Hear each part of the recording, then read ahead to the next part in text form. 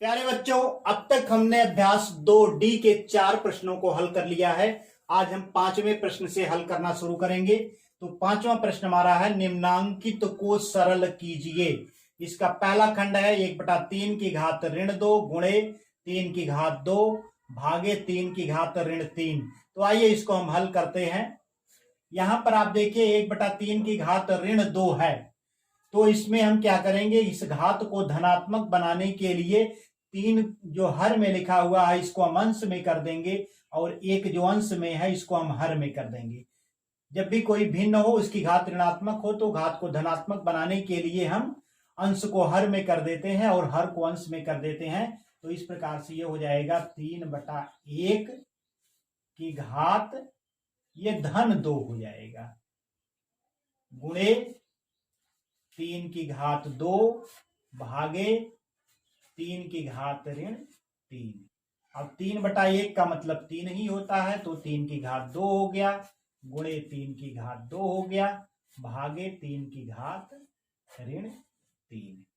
अब यहां पर 3 की घात 2 गुणे 3 की घात 2, ये हो जाए, घातें जुड़ जाएंगी। यहां पर 3 की घात 2 धन 2 हो जाएगा, भागे 3 की घात ऋण 3। यहां पर घातांक का कौन सा नियम लागू हुआ है, ए की घात यम गुणे ए की घात यन बराबर होता है ए की घात यम धन यन। यहां पर यम और यन दोनों 2 ही हैं, तो दोनों जुड़ जाएंगे घातांक के नियम के अनुसार। तो ये हो जाएगा 3 की घात 4 भागे 3 की घात ऋण 3। यहां पर आप देखिए भाग का चिन्ह है, इसलिए घातें क्या होंगी, घटेंगी। तो ये हो जाएगा आपका 3 की घात 4 ऋण, क्योंकि ये पहले से ऋणात्मक है इसे हम ब्रैकेट में ऋण 3 लिखेंगे। यहां पर घातांक का कौन सा नियम लागू है, ए की घात यम भागे ए की घात यन बराबर होता है ए की घात यम ऋण यन। तो ये घातांक का नियम यहां पर लागू हुआ है। तो आप आगे बढ़ेंगे, 3 की घात 4 ऋण ऋण 3 है, तो ऋण ऋण जब ये ब्रैकेट खोलेंगे तो ऋण ऋण धन हो जाएगा। तो ये हो जाएगा 3 की घात 4 धन 3 हो जाएगा, बराबर हो जाएगा 3 की घात 7। तो इस प्रकार से हमारा इसका आंसर क्या प्राप्त हो गया, आंसर बराबर हो गया 3 की घात 7। तो हमारा पहला खंड हल हो गया है। आइए हम बढ़ते हैं पांचवें प्रश्न के दूसरे खंड की तरफ। तो बच्चों, 5वें प्रश्न का दूसरा खंड हमारा है 7 की घात 4 गुणे 1/7 की घात 3 भागे 7। तो आइए इसको हम हल करते हैं। 7 की घात 4 गुणे 1/7 की घात 3, इसे आप लिख सकते हैं, ब्रैकेट में 1/7 की घात 3 है, तो 1 की घात 3 होगा तो एक ही प्राप्त होगा आपको, 1/7 की घात 3 हम इसे लिख सकते हैं, तो भागे हो जाएगा 7। आइए आगे बढ़ते हैं। 7 की घात 4 गुणे 1/7 की घात 3, तो ये हो जाएगा आपका 7 की घात 4/7 की घात 3 भागे 7। आगे बढ़ते हैं। यहां पर देखिए 7 की घात 4 है, नीचे 7 की घात 3 है, तो ये भाग हो रहा है, तो इसका अर्थ यह है कि घात घट जाएगी। तो ये हो जाएगा आपका 7 की घात 4 ऋण 3 हो जाएगा, भागे 7। यहां पर घातांक का कौन सा नियम लागू हुआ है, ए की घात यम बटा ए की घात यन बराबर होता है ए की घात यम ऋण यन। ये नियम आपका लागू हुआ है, जिसके तहत 7 की घात 4 ऋण 3 हमको प्राप्त हुआ है। आइए आगे बढ़ते हैं। 7 की घात 4 में से 3 घटाएंगे तो 1 प्राप्त हो जाएगा, यानी 7 की घात 1। तो और 7 की घात 1 का मतलब होता है 7 7 ही होता है, तो ये हो गया 7 की घात 1 भागे, ये 7 है, तो 7 की घात 1 इसे भी आप लिख सकते हैं, तो उसका भी मान 7 ही होगा।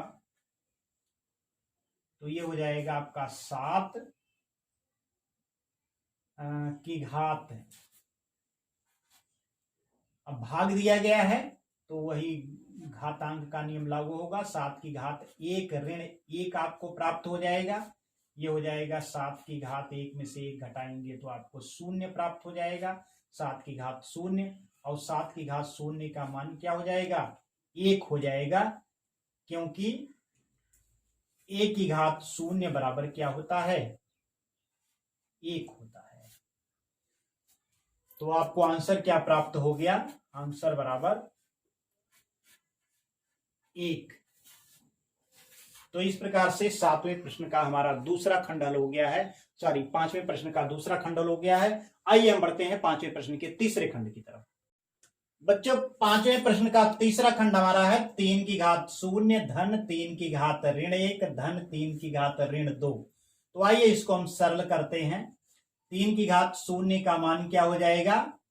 1 हो जाएगा। धन 3 की घात ऋण 1, 3 की घात ऋण 1 क्या हो जाएगा? 1/3। 1/3 की घात 1 होगा। 3 की घात 1 का मान 3 ही होता है। और 3 की घात ऋण 2 को आप लिख सकते हैं 1/3 की घात 2। जब इसको आप 3 हर में लाएंगे तो ये घात क्या हो जाएगी? धनात्मक हो जाएगी। वही काम यहां पर भी हुआ है। तो आइए बढ़ते हैं। 1 धन 1/3 धन 3 की घात 2 का मान 9 होता है। 3 त्रिक को 9 होता है, तो 1/9। अब आप इसको जोड़ लीजिए तो लघुत्तम ले लेंगे तो आपको 9 प्राप्त हो जाएगा आपका। तो ये हो जाएगा आपका बटा 9 कर दीजिए तो 9 1 9 और 3 त्रिक को 9 और फिर यहाँ पे बटा 9 है तो 9 1 9 यानी धन 1।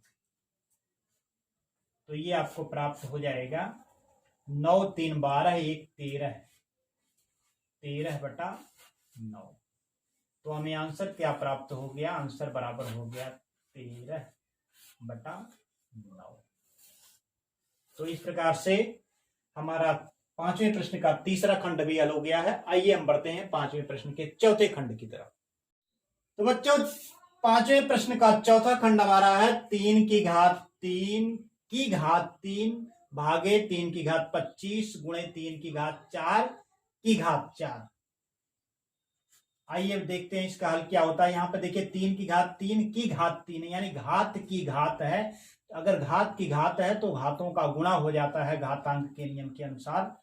तो ये हो जाएगा 3 की घात 3 गुणे 3 भागे 3 की घात 25 गुणे, यहां पर 3 की घात 4 की घात 4 है, यानी यहां पर भी घात की घात है। अतः घातों का क्या हो जाएगा? घातांक के नियम के अनुसार घातों का गुणा हो जाएगा। तो आइए देखते हैं क्या होता है। 3 की घात 3 त्रिक को 9 हो गया भागे 3 की घात 25 गुणे 3 की घात 4 चौक को 16। अब आप इसको गुणा 3 की घात 9 और 3 की घात 16 है।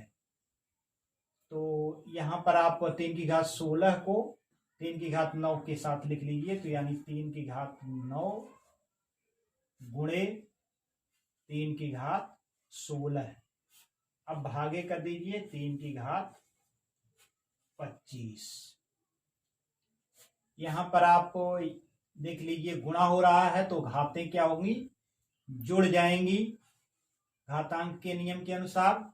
तो 9 धन 16 हो जाएगा भागे 3 की घात 25 और 9 और 16 जोड़ेंगे तो आपको 25 प्राप्त हो जाएगा। 3 की घात 25 भागे 3 की घात 25।